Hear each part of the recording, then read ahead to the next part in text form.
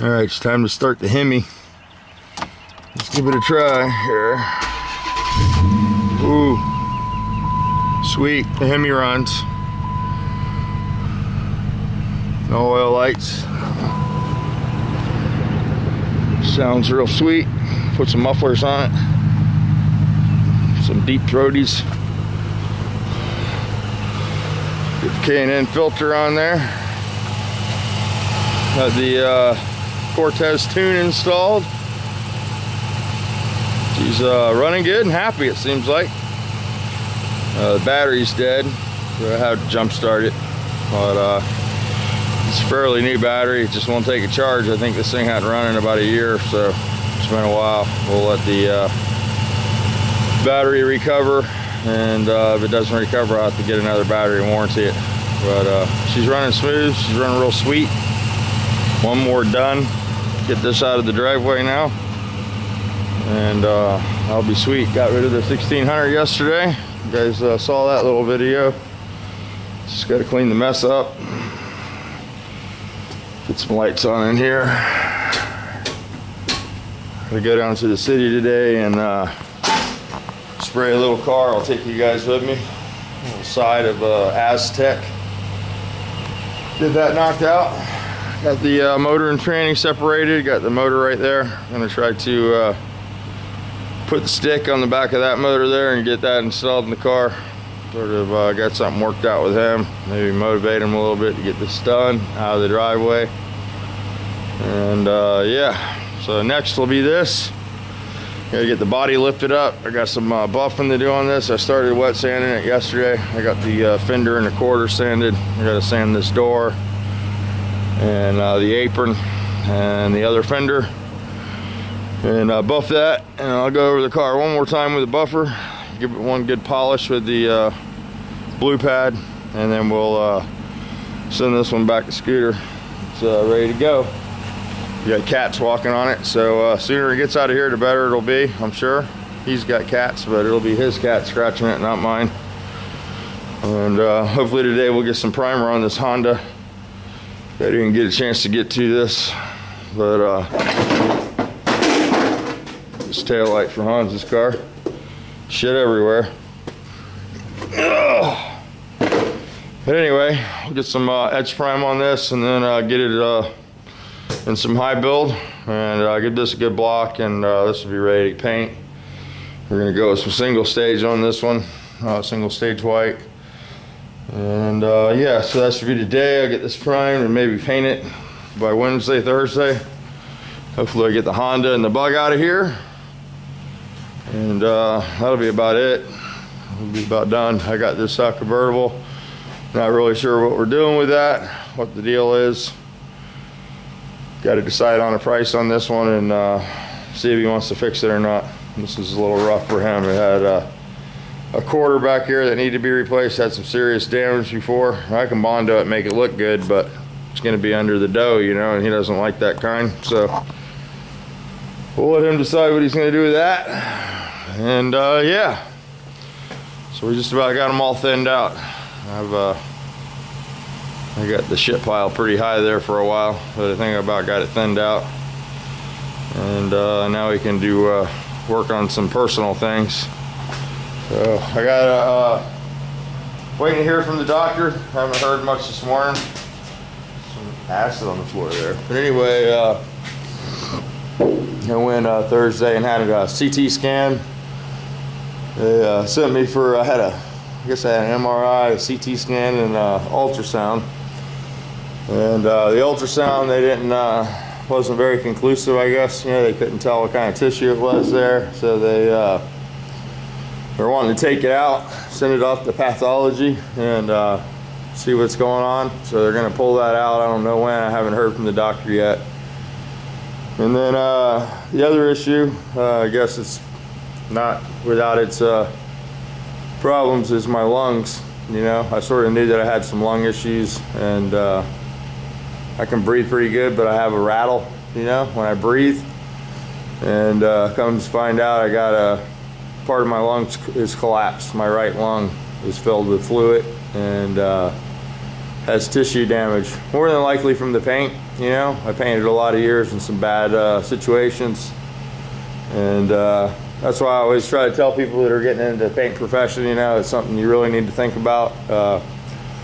That's why it costs so much to take your car to get painted. A lot of people just add the materials and the labors up, and they don't take into consideration the years that it takes off the painter's life to paint that car. And I knew the whole time I was painting that it was affecting my health, but it was the only way that I can make a living, decent living, to provide for my family. So you know, I think we all do stuff that we probably shouldn't do for some of the people that we love, and that's one of the things that I did. You know, I was a little careless with the safety equipment that I used. A lot of times you'll see guys use the standard paint mask, and I've tried to tell you guys before that you're still breathing in clear, even though it's being charcoal filtered. You're still breathing in chemicals, and that was one of the first things I learned. One of the first paint classes I took. I worked at a fairly large Volkswagen dealership, and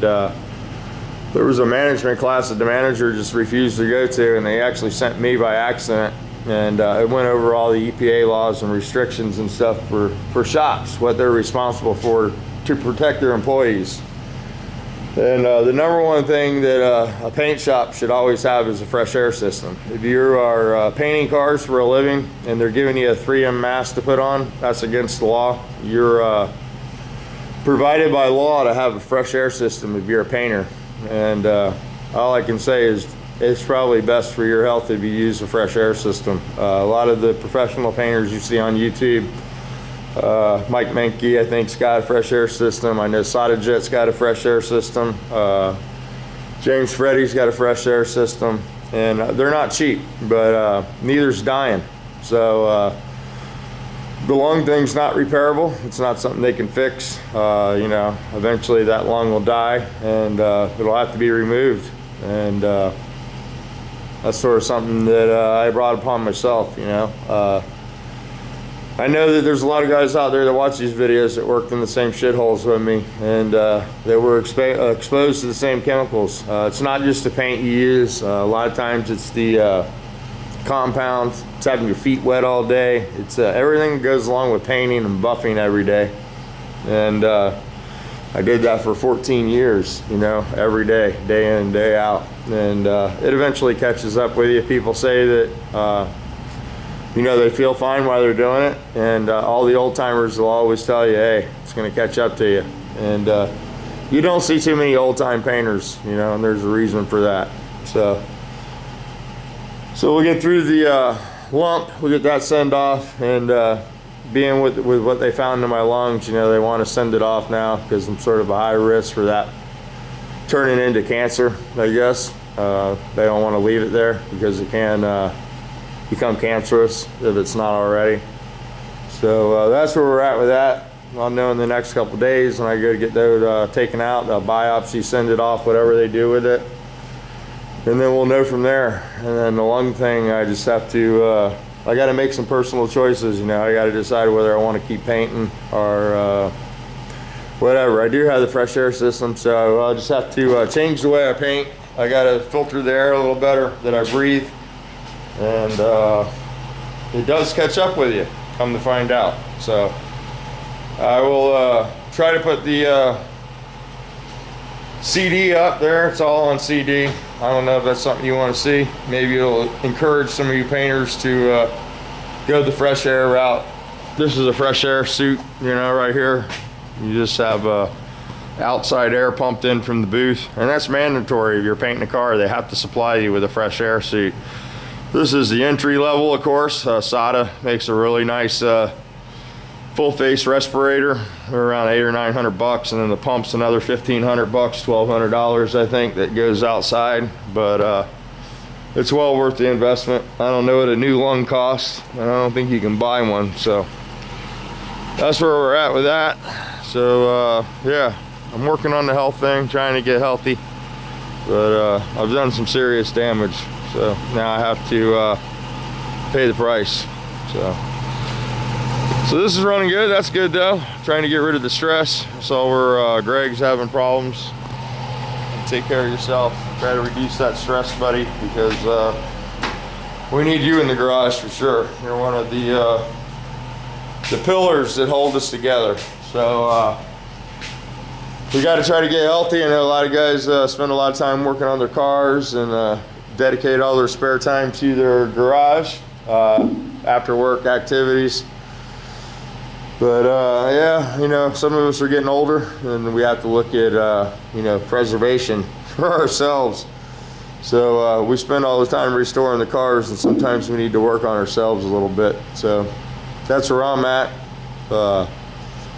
Whether it's physical or the relationship, I'm trying to work on both of them because I've made a mess out of both things. So let me shut this off, get the day going. I got to load the truck up, get down to the city. I got one more kid to deliver this morning. And we'll try to get back here today and get this wet sanded and buffed. And that'll just leave pulling the body up to put the seal on it. And hopefully that'll happen this week sometime. And my garage is getting pretty empty, so that's pretty cool. I'll have the Nova, the race car, and this convertible. And hopefully that's by the end of the week. That's my plan. So there's the Hemi. I'll give you a shot of that. You guys have a great day. Try to do the best with it.